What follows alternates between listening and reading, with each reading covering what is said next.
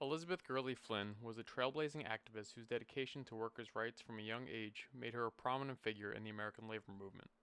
Nicknamed the Rebel Girl, she was a fervent public speaker and organizer for the Industrial Workers of the World, the IWW, where she led strikes and mobilized workers across the country to demand better working wages and working conditions. Flynn was also a founder of the American Civil Liberties Union, the ACLU, fighting for free speech and civil liberties. Her activism didn't come without some controversy. Flynn was also a vocal member of the Communist Party of the USA, which led to her imprisonment during the Red Scare, and is likely one of the reasons she is not as well known compared to other labor activists today. Flynn wasn't afraid to challenge the status quo, risking her freedom and reputation to stand up for workers, women, and minorities. Her efforts helped pave the way for today's unions like ours here at Local 3, which continue to benefit from the strategies she pioneered to unify workers. Whether through organizing strikes, defending free speech, or fighting for civil liberties, Flynn's impact remains a powerful testament to the importance of collective action and worker solidarity. She inspires us to continue the fight for workers' rights and to recognize the power unions have in shaping a more just and equitable world. Elizabeth Gurley Flynn was born on August 7, 1890, in Concord, New Hampshire, as the eldest daughter in a family deeply rooted in activism and reform. In 1900, her family moved to the Bronx, New York, where she attended local public school. From a young age, Elizabeth was introduced to socialist ideas by her parents. Her father, Thomas Flynn, was a socialist worker, and her mother, Annie Gurley, was an Irish immigrant and feminist. Annie instilled in her children a strong sense of justice and awareness of social issues, emphasizing the importance of women's rights and educating them about Irish history, English literature, Greek mythology, and working class solidarity. The Flynn household greatly encouraged radical thought and hosted notable Irish freedom fighters like James Larkin and James Connolly, who recognized Elizabeth's intelligence and encouraged her rebellious attitude. This environment of activism laid the groundwork for Flynn's lifelong commitment to fighting for workers' rights and social justice. The young Elizabeth Gurley Flynn attended socialist meetings with her parents and read The Worker and other left-wing publications, as well as the works of Edward Bellamy, Upton Sinclair, Karl Marx, and Frederick Engels. Mary Wollstonecraft's Vindication of the Rights of Women and August Bebel's Woman and Socialism were key influences that sparked her passion for social activism. At the age of 15, Flynn gave her first public speech, What Socialism Will Do for Women, at the Harlem Socialist Club, igniting her lifelong dedication to social change. Her youthful energy, striking beauty, and unwavering commitment to creating a better world made her a powerful advocate. A year later, she would be arrested for the first time of more than 10 arrests she would later accumulate fighting for social change. Flynn joined the Industrial Workers of the World, the IWW, as a full-time organizer in 1907 at the age of 17, marking the beginning of her influential career in labor activism. That same year, she attended her first IWW convention and quickly became a prominent figure within the organization. In 1909, at 19 years old, Flynn became involved in a free speech fight in Spokane, Washington, where she famously chained herself to a lamppost to delay her arrest, accusing the police of using the jail as a brothel. This ultimately led to the IWW winning the right to hold speeches in Spokane. By 1912, Flynn played a crucial role in the woolen workers' strike in Lawrence, Massachusetts, a significant textile producing center where workers faced hazardous conditions and indecent wages. The IWW served as the backbone of the strike, which turned violent, drawing media attention and nationwide support. The strike concluded on March 14, 1912, with successful negotiations that met the workers' demands for wage increases and better overtime pay. Over the next few years, Flynn led organizing efforts among various groups, including garment workers in Pennsylvania, silk weavers in New Jersey, restaurant workers in New York, miners in Minnesota, and textile workers in Massachusetts. Her dynamic personality and commitment to the cause earned her nicknames like the Rebel Girl, with author Theodore Dressier describing her as an East Side Joan of Arc. In the wake of the Russian Revolution, the American government became fearful of socialism and radicalism, leading to raids on IWW headquarters and widespread suppression of leftist organizations in 1919. Flynn responded by mobilizing the Workers' Defense Union, the WDU, a coalition of over 170 labor and socialist organizations dedicated to defending political prisoners.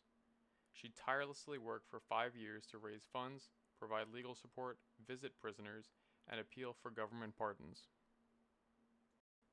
During her time in the IWW in 1908, she also married J.A. Jones, a Minnesota local organizer, despite the significant age difference as he was 16 years older than her. Their first child, John Vincent, tragically passed away shortly after birth. Flynn gave birth to another son, Fred Flynn, on May 19, 1910.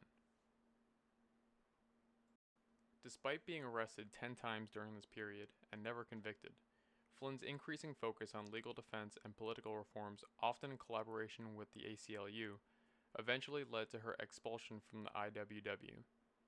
The organization viewed her shift away from direct industrial action, like protesting and strikes, and towards legal reform, as a departure from its primary focus.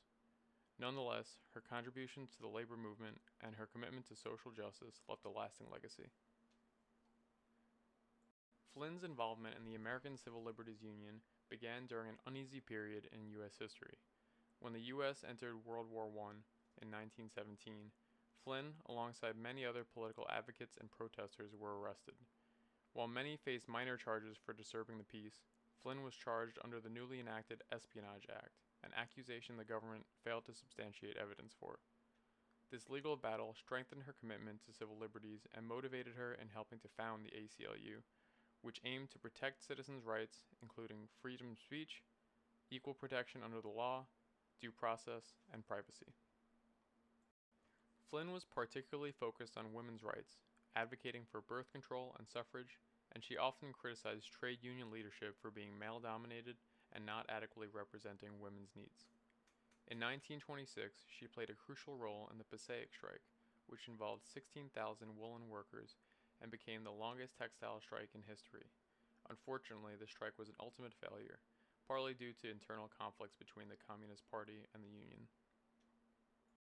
The Great Depression of the 1930s radicalized the economic views of many Americans, and Flynn moved further left by joining the American branch of the Communist Party in 1937. In 1939, Flynn was re-elected to the ACLU board, reaffirming her commitment to civil liberties.